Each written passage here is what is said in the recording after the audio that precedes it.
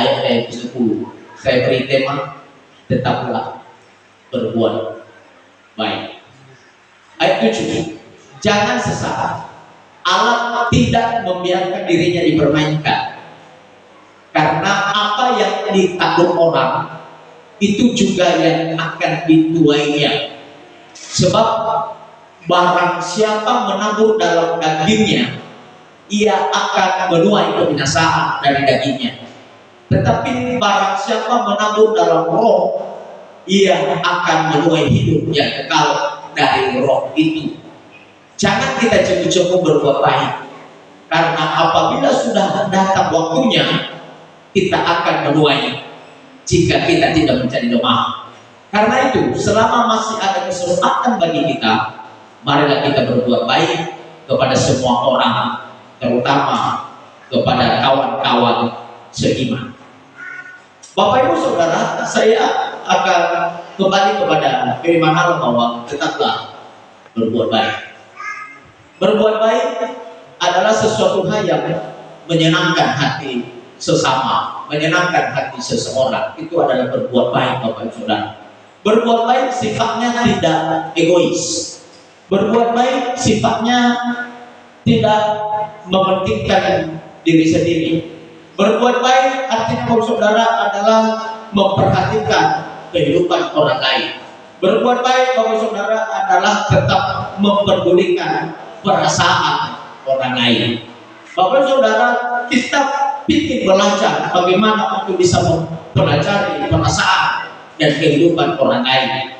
Karena Bapak Saudara, ketika kita mempelajari perasaan orang lain, maka kita tahu apa perasaan yang ada dalam diri kita, Bapak Saudara. Bapak Ibu, saya akan kasih contoh bagi kita. Bapak Ibu, kopi, ibarat sebuah kopi. Kopi terbuat dari beberapa macam, Bapak Ibu Saudara.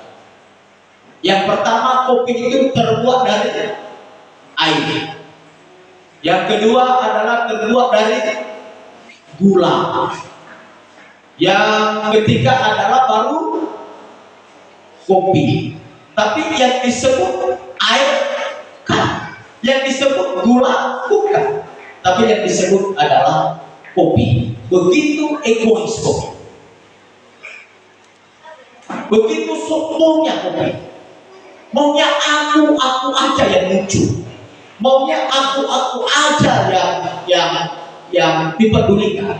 Maunya aku aja yang kelihatan. Begitu egois yang disebut dengan kopi. Tapi kita lihat dinding ini, Bapak Ibu, saya akan kasih filosofis dinding. Dinding ini terbuat dari, pertama adalah pasir, kedua adalah air, ketiga adalah semen, Bapak Saudara, dan ketiga adalah air, keempat adalah batu bata. Kalau kita melihat bahwa ada banyak yang tercampur dalam dinding ini, apakah batu bata kelihatan? Apakah pasir kelihatan? Apakah air kelihatan? Apakah semen kelihatan? Tidak. Itu namanya, Bapak Saudara, adalah kebersamaan. Jangan aku yang menonjol, tetapi kita yang menonjol. Amin. Tidak egois seperti kopi. Kopi begitu banyak temannya, tapi tidak pernah dia sebut. Hanya dia yang menonjol, hanya dia yang kelihatan. Tetapi kalau kita memperhatikan dinding ini, kita melihat bahwa yang kelihatan batu bata tidak kelihatan, pasir tidak kelihatan, air tidak kelihatan, apapun, Bapak Saudara, tidak kelihatan, sudah menyatu. Itu tandanya, Bapak Saudara, apapun yang kita lakukan bukan untuk aku, tapi apapun yang kita lakukan untuk kita bersama. Bapak Saudara, kita lihat jemaat di Galatia adalah jemaat yang tersesat, jemaat yang egois, jemaat yang tidak peduli dengan orang lain, jemaat yang bisa mempermain-mainkan Tuhan, jemaat yang tidak pernah berbuat kebaikan, Bapak Saudara, pura-pura berbuat kebaikan padahal kenyataannya tidak. Ayat yang ke-7 menerangkan kehidupan mereka.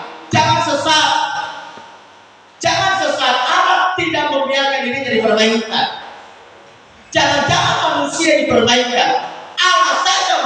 mempermainkan, alasannya mereka membodohi, alasannya mereka, Bapak Ibu Saudara, tidak berguna bagi mereka. Karena apa yang ditanggung orang itu juga yang akan dituainya. Itu jemaat Galatia adalah jemaat yang tersesat, keluar dari rel kebenaran, keluar dari rel kebenaran firman Allah, jemaat yang mempermainkan Tuhan. Nah, makanya Paulus berkata, kalau kamu mempermainkan Tuhan, kalau kamu mempermainkan sesama, apa yang ditanggung orang itu juga yang akan dituai. Engkau menabur daging dalam daging akan menuai kebinasaan. Bahkan engkau menabur dalam roh, engkau akan menuai roh yang kekal itu. Dan Bapak Ibu Saudara, baru muncul ayat ke-9, ayat 10 berkata menerangkan bahwa janganlah jemu-jemu berbuat baik. Amin. Bapak Ibu Saudara, kita melihat adalah jangan jemu-jemu. Kata jangan jemu-jemu artinya jangan berhenti untuk berbuat kebaikan. Jangan berhenti untuk melakukan sesuatu hal yang baik dan yang berguna bagi orang lain, Bapak Saudara.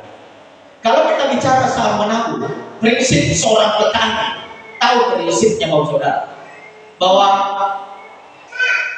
jika ia menabur jagung, ini prinsip seorang petani. Jika ia menabur jagung rigi, maka ia akan menuai jagung juga. Jika ia menabur semangka, maka ia akan menuai semangka juga.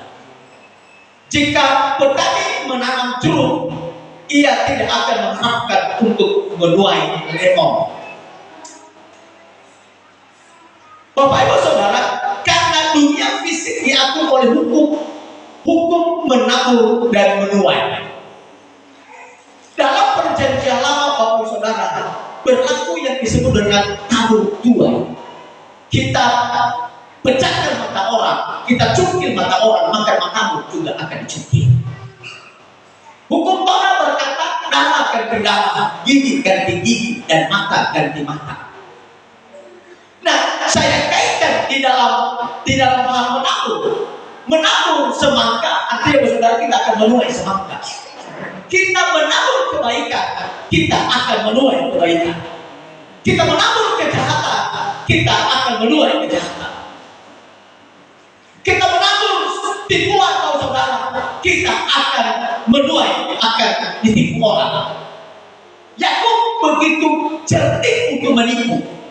Yakub, makanya ketika Yakub kembali ke tanah Kanaan, ke tanah ayahnya, Allah mengubah namanya. Kamu bukan Yakub, melainkan Israel. Kamu bukan penipu, melainkan orang yang kokoh. Israel adalah orang yang kokoh, orang yang kuat, orang yang benar.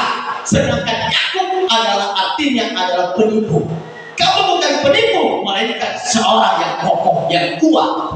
Bapak Saudara, langkah kita menuju kedewasaan iman menuntut kita memahami kebenaran ini, membuat pilihan yang tepat, menabur roh dan bukan menabur daging dan menuai daging. Kalau kita menabur, Paulus berkata, karena apa yang ditabur orang dalam ayat ini, itu yang akan dituainya. Ketika Yakub menipu ayahnya, dia ambil bulu domba, dia penuhkan semua tangannya. Lalu ketika Ishak memegang, dia katakan bahwa kamu berbulu seperti Esau, tetapi kulihat suaramu bahwa seperti suara Yakub.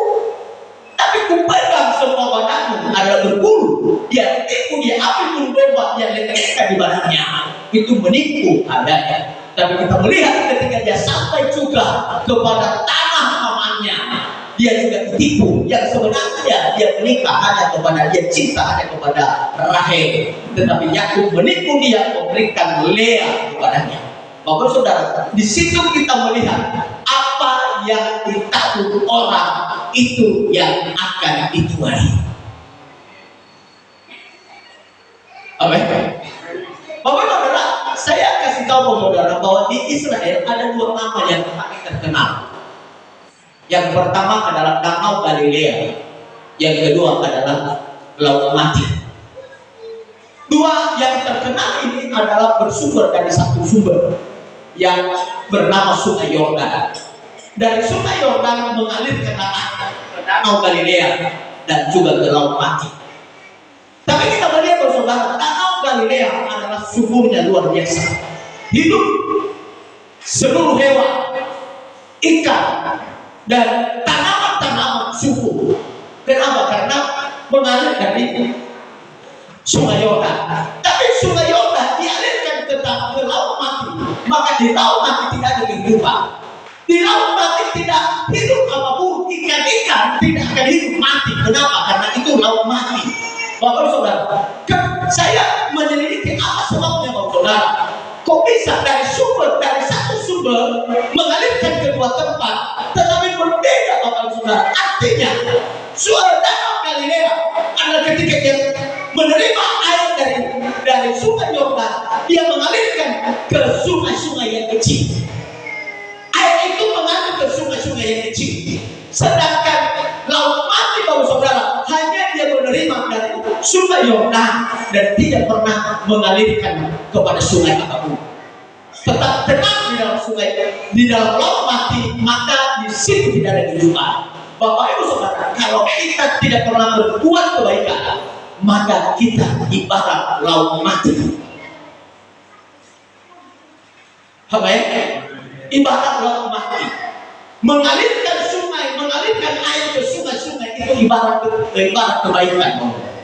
Tapi sungai air Laut Mati, Bapak saudara, tidak pernah mengalirkan kemana-mana. Yang masuk air dari Sungai Yordan, bahkan tidak pernah keluar kemana-mana. Yang menumpuk di dalam, maka terjadilah yang disebut dengan Laut Mati. Maka oleh sebab itu, Bapak saudara, dalam hidup kita punya prinsip, tetaplah berbuat baik. Kita tidak bisa bantu orang secara materi, tapi kita bisa bantu orang secara saka dan pemikiran. Ayub berkata begini, saudara. Ayat pasal 4 ayat 8. Yang telah kulihat ialah bahwa orang yang membaca kejahatan dan menanggung kesusahan, ia menuainya juga. Ayub punya pengalaman yang dia lihat, yang dia lihat mungkin di daerah dia, orang membaca kejahatan, tapi mereka hidup dalam kesusahan, hidup mereka menuai penderitaan. Ini satu pengalaman kehidupan Ayub yang lihat sekelilingnya. Kata pokok pasal 3 itu berkata, ada waktu untuk lahir, ada waktu untuk meninggal, ada waktu untuk menanam, ada waktu untuk mencabut dan yang ditanam. Bapak Ibu saudara, saatnya waktu bagi kita untuk menanam kebaikan. Jangan tunggu apapun.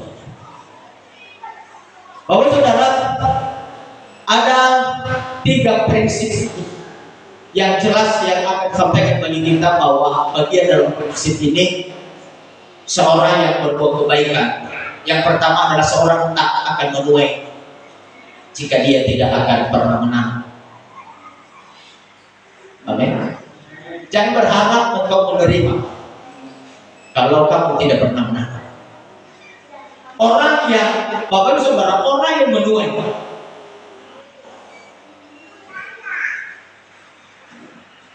pasti dia sudah pernah menang.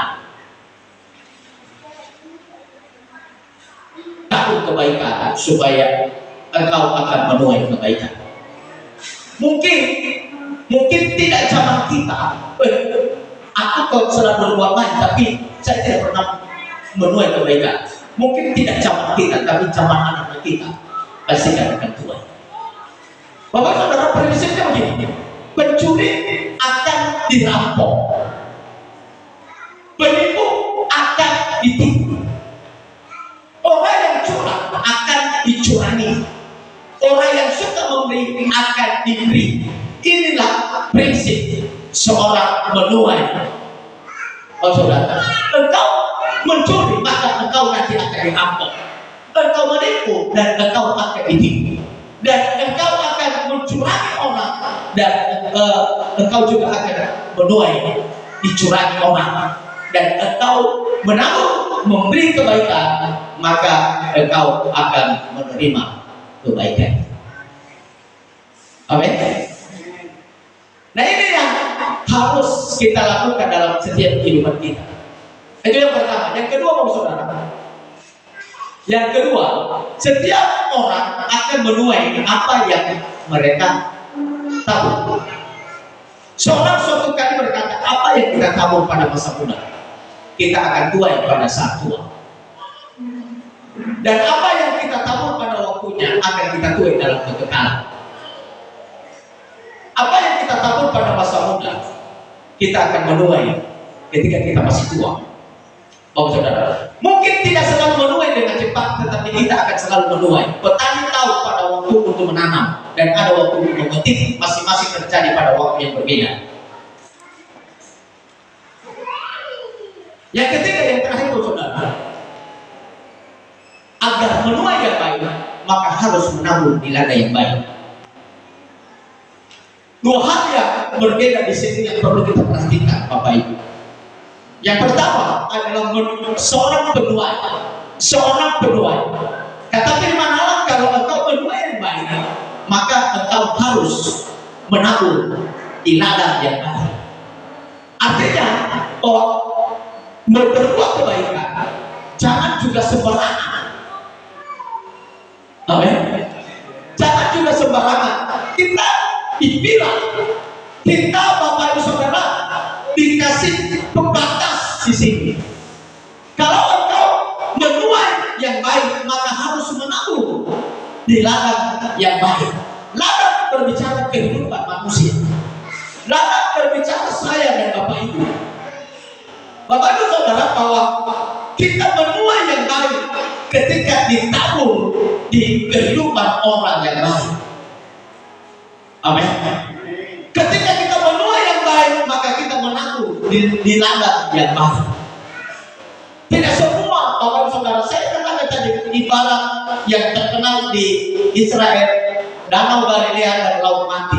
Bapak Ibu Saudara, hari ini saya katakan satu sumber. Bapak Ibu udah berapa orang hari ini? Tapi satu sumber mendengarkan firman Allah, tapi tidak semua kalian bisa menangkap dengan benar. Saya menyampaikan firman Allah dalam satu sumber, tapi penangkapan Bapak Ibu Saudara sangat berbeda. Daya tangkap kita sangat berbeda. Daya penerimaan kita adalah sangat berbeda. Memori kita adalah sangat berbeda. Makanya di memori HP ada yang 1 giga, ada yang 2 giga, ada yang banyak giganya juga, kurang tahu. Nah, kalau memorinya banyak juga, makanya kalau di HP ditanya sekarang RAM-nya berapa? Ya, RAM-nya berapa? Satu RAM, kalau satu RAM sebagus apapun saya tidak suka karena RAM-nya kecil, tidak banyak penyimpanan. Tapi kalau dibilang RAM-nya banyak, 10 RAM, saya suka. Karena 10 RAM itu penyimpanannya banyak, muat banyak, Bapak Saudara.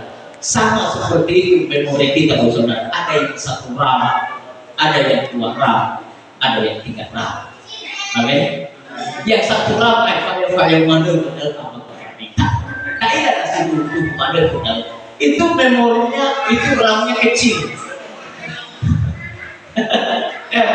Kecil. Ada juga yang RAM-nya banyak, dia takut. Betul. Tapi kalau hanya 1 RAM, Bapak Saudara, kalau ini kita hampir lebih di atas 30 orang. Tapi kalau kita di luar sana kurang, ditanya satu-satu pasti akan berbeda. Karena RAM tidak tersimpan di dalam RAM kita masing-masing. Amin. Nah, jangan juga seperti Laut Mati yang apung semua, penyimpanan RAM-nya banyak, 50 RAM, tapi tidak pernah dia menyalurkan. Maka busuk, beku, obor, belajar sebagainya, maka lehat ini auri bisa. Itu adalah laut mati. Padahal sumbernya hanya satu dari sungai Yordan, di mana Yesus dibaptis. Tetapi mengalir di situ. Tapi ketika dia sampai di laut mati, tidak pernah disalurkan bagi orang lain. Amin. Saya waktu sakit kemarin saya ambil kesimpulan bahwa saya resign menyalurkan. Amin. Kalau banyak nggak tahu, banyak lagu rohani. Oh udah, hidupkan dulu tuh biar saya salurkan. Ini ya, udah masuk ya lagu rohani. Ya Bapak. Artinya tetap kita menyalurkan, saudara, supaya jangan terkumpul terus dan tidak pernah menyalurkannya. Itu yang disebut dengan di daerah kita, saudara. Saya akan tanya, menjadi sungai-sungai yang mengalirkan ke sungai-sungai yang lain. Gunung Hermon itu, bahwa itu sebuah gunung yang tinggi di Israel. Saya doakan Bapak Ibu supaya pokoknya selama hidup saya, pokoknya saya pergi ke Israel. Saya tanya kemarin berapa biaya kalau saya doakan saudara, maunya ada orang yang ngajak saya karena saya tidak punya uang. Ada orang yang ngajak saya, maunya sekali-sekali saya pergi ke sana. Karena saya dengar dan saya baca di Alkitab, Gunung Hermon itu adalah gunung yang tinggi. Tetapi Bapak Saudara, ketika air mengalir, maka dia mengalirkan ke gunung-gunung Sion. Gunung Sion ini adalah gunung yang tidak melebihi daripada Gunung Hermon. Nah, oleh sebab itu Bapak Saudara, dalam setiap kehidupan kita juga, ketika kita menjadi orang yang tinggi, ketika kita menerima ekonomi yang besar, Bapak Saudara jangan lupa di sekelilingmu ada gunung-gunung Sion yang menunggu uluran tangan. Oke, yang menunggu uluran tangan. Jangan engkau ke Gunung Hermon saja, menampung di situ. Ingat sekelilingmu ada gunung Sion, ada gunung-gunung yang lain. Air itu akan engkau salurkan kepada gunung-gunung itu.